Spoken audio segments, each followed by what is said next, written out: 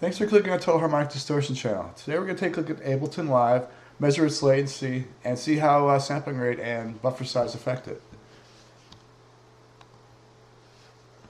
I didn't know what to put on the down camera, so I'm just showing off a pedal I did a couple years ago. It's basically a filter bank of fourth order lattice, normalized lattice filters actually. I'm going to dim it down because I think it looks better this way. Alright, cool. So we got Ableton Live running on a separate interface right now, and I'm just doing a loopback channel with basically no effects dropped in. And as I turn it on and off, it turns that on and off. The little bit of roll off here is due to the preamp on the Motu M4 I'm using. The yellow channel, which is the loopback channel, which I'm going to switch over to gray real quick. There we go. That channel is basically doesn't have the mic preamp in, and it's a lot more flat. But anyways, let's take a look at some of the latencies. Let's take a look at Ableton Live's Preferences tab. This shows us the current sampling rate, the buffer size, the input latency, output latency, and the overall latency. It is claiming that it's 3.5 milliseconds, but it probably doesn't take into consideration the latency of the audio interface itself and the latency of USB. So what we're measuring here is a overall latency of 5 milliseconds. So that's weird. Why did that go like that? Plug in Apple software. All right, well, moving on. So we have a 5 millisecond latency here measured, and the overall latency is 3.5 milliseconds as far as Ableton Live is concerned. So let's just bump this up 1.5 milliseconds, and that'll show the overall latency of 5 milliseconds now. And that's pretty much what the driver error compensation is.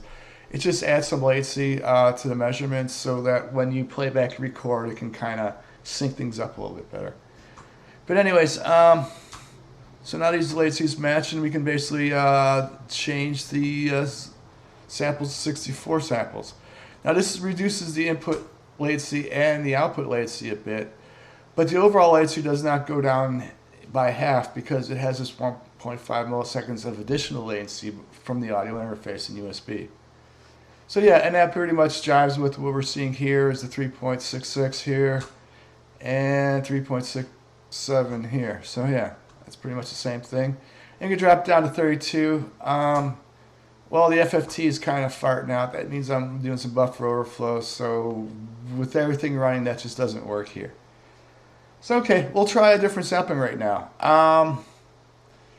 We'll drop down to 48 kilohertz and see what that does to our latency. And after a couple seconds, it pops up, and what we're measuring is 5.917, which is not quite 5.17 milliseconds. So this driver error compensation is probably wrong. And I believe it should be at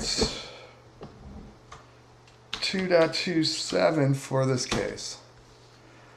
So we get 5.94 here compared to 5.91. So yeah, I was off by a little bit. So I'm not going to mess with that too much. So we'll do 2.24 and call it that. So okay, now they're pretty much the same. So now using 48 kilohertz, 64 samples of buffer size, we're noticing about a 6 millisecond latency here. So if we kick this up to 128, 8.58, which is the same as 8.57, it's roughly the same. So okay, I guess we could try moving to 192 kilohertz and see if that even works here. That's an awful lot of stress on there, and once again we're getting noise on there, which means I'm getting buffer overflow. So we'll kick the buffer a little bit bigger, and there we go. We're running quite a bit here with Ableton Live, my software, and also OBS Studio all running on the same machine. So using 256 samples, and it's still a little bit glitchy here, but we'll say that can kind of work. We're noticing 4.52 milliseconds latency. So the driver error compensation needs to be adjusted again. I think it's about 1.1. which gives us the 4.52, 4.52. Okay, so that's how latency affects different sampling rates. We'll go back to 96 kilohertz, just because it makes a nice 5 millisecond latency and it's easier to deal with and see. Oh, didn't take. Okay, now we're back at 96 kilohertz and 128 samples. We'd expect 5 milliseconds of latency. But we're measuring only 4.97 milliseconds of latency.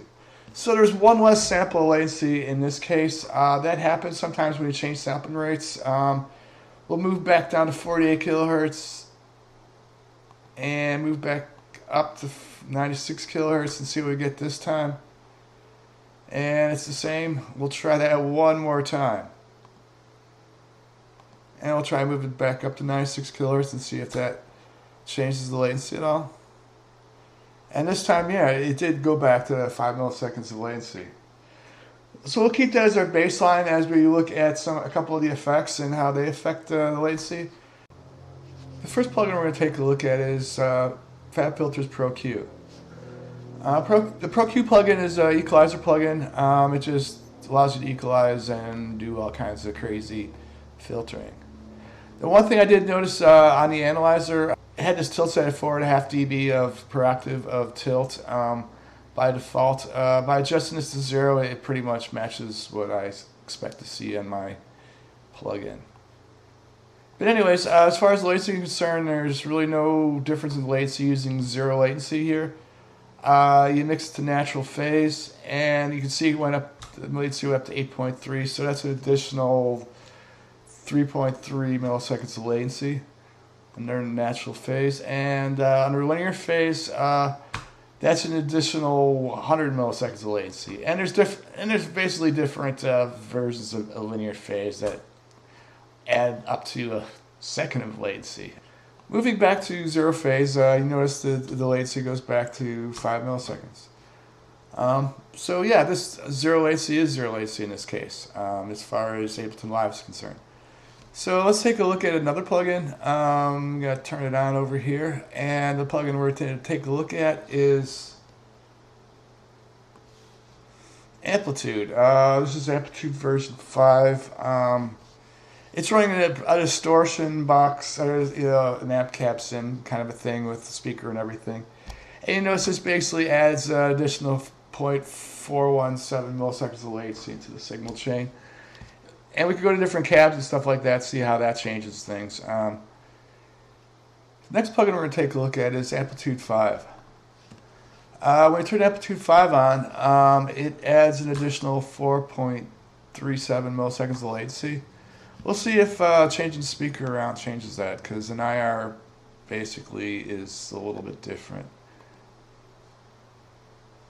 What do you mean this is not owned? Huh.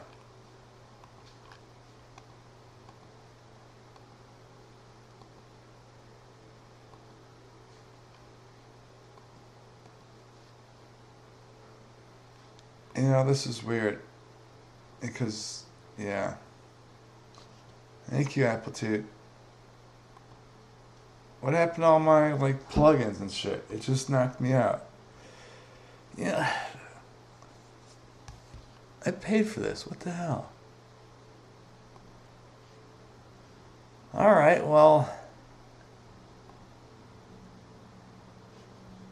Let me try closing it down, restarting it.